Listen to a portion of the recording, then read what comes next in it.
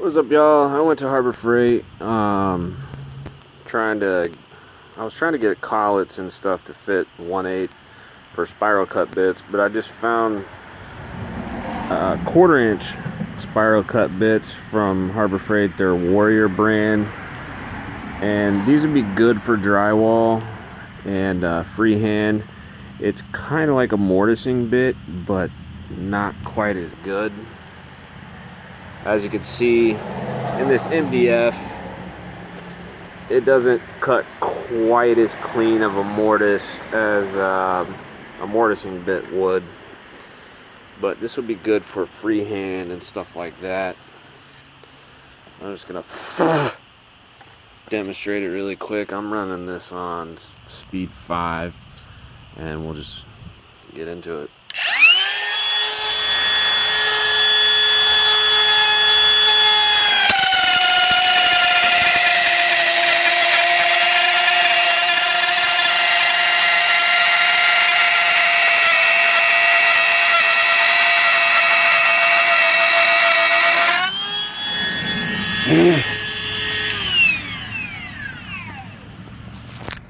This little machine makes a lot of dust.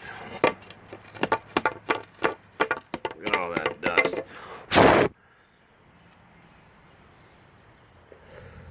And I kind of had an issue at first. I didn't tighten it tight enough with the wrench, and the bit fell out. And it actually was still spinning so fast that it fell through the board. So that was quite interesting.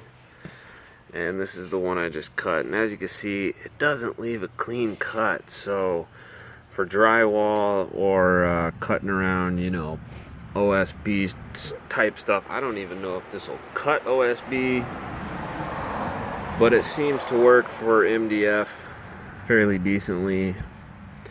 And if I lowered the bit down, I could just mow into it. But as you can see, I did like a sort of a round over with a bead, and as long as you keep it on there really straight, you'll get nice edges. But as you can see, it's really easy to get off track, and that's why I was trying to use the fence. But the fence is only as good as your hands, because once you slip with your hands, you'll end up with stuff like that. Or on this one, I took a gouge out right there, slipped a little. And as you can see, you're only as good as your hands. But I also tested out an OG, a 5/32 OG bit on this corner, or on this edges, with this router. And it did a really good job. And this is the same bit at a different depth. So as you can see, like, the different depths are gonna create a different pattern. This is still the OG. As you can see, it starts to round over at the top, and if you do it a little bit more, it has the little round over with this flat beaded edge. And this edge, as you can see, it turned out really nice. Now, one thing I've noticed on these routers, and any router in general, is when you're working with the piece, if you do not keep your base flat, you have to make sure this base is flat. So if you have to hold it with 2 fingers, clamp down your board, don't do it like I'm doing, holding it with your feet. This is just demonstration purposes, but it'll do a really good job if you hold that down nice and tight. And like I said, this is a round over with a bead. Looks really nice on some trim. Basically what I was trying to do is, this is the kind of trim I'm going to use on the floors and around the doors. And so I wanted to figure out what kind of pattern I wanted to use. And this pattern looks really good. I kind of like this one. But at the same time, the beaded round over looks really nice. And of course, just a rounded over looks really nice as well. But it's kind of plain. But here's another with the OG, slightly rounded over a little bit more than this one right here. It's just a slight bit more rounded over, and it leaves a nice edge. But for this one, I got these bits primarily for drywall, cutting out receptacles and around windows and whatnot for that. And as you can see, this plate mars up pretty easily. And this fence is okay. A lot of people, you see these holes right here, they'll screw a piece of something to it and kind of extend it, and that's gonna give you a little bit less wobble. And I see why they do that now.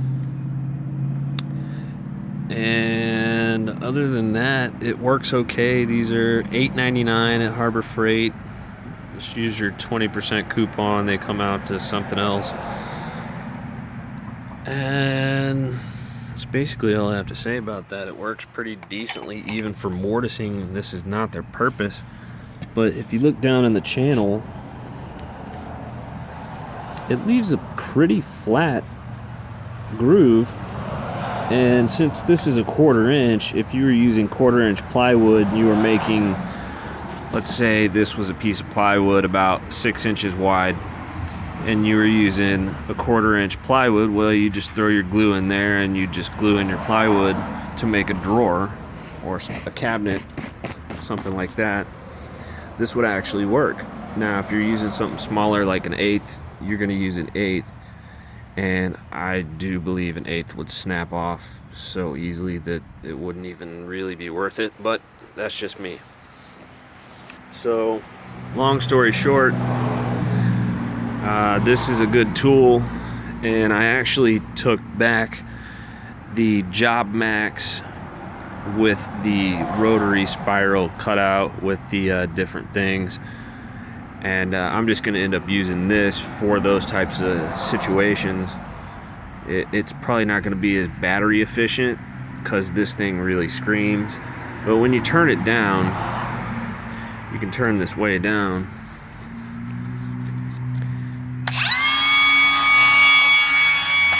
I do believe this spins at 17,000 RPMs, and it will still do certain jobs.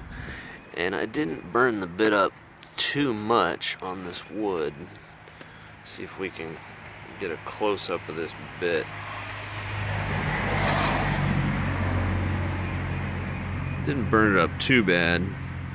And as you can see, it's got a lot of imperfections in this bit. Like that jagged, you can see that jagged little thing right there. And you know, if that's spinning around, it may leave something not so special. But as you can see, it's not the cleanest. You might have to come back in here and sand some of this smoother. But this is just MDF. I'm sure it'll actually make an even less clean cut on something like plywood or anything like that. But this tool is amazing. It's not quite as good a quality as the higher end ones, Makita and the Milwaukee, of course, but budget friendly. I got this tool for $150 with 2 3-amp-hour batteries. So all in all, that's like 6 amp hours worth of batteries. And this does have a vacuum attachment, but I do not have the adapter for that. I need to get that adapter for this and also the jigsaw. But I'm going to be using this tool quite a bit to make my own trim, like I said. I'll probably end up using some sort of MDF and just do a nice design. Try my best not to make any of these little mess ups. As you can see in that corner right there, it's not hard to mess up with these tools, so you got to be very, very, very gentle and expedient at the same time. If you go too slow, you risk burning. If you go too fast, you end up gouging and making mistakes. But you really just pay attention and try to keep that tool as flat as possible, because that's really what it is. When the tool starts to wobble, that's when you have an issue.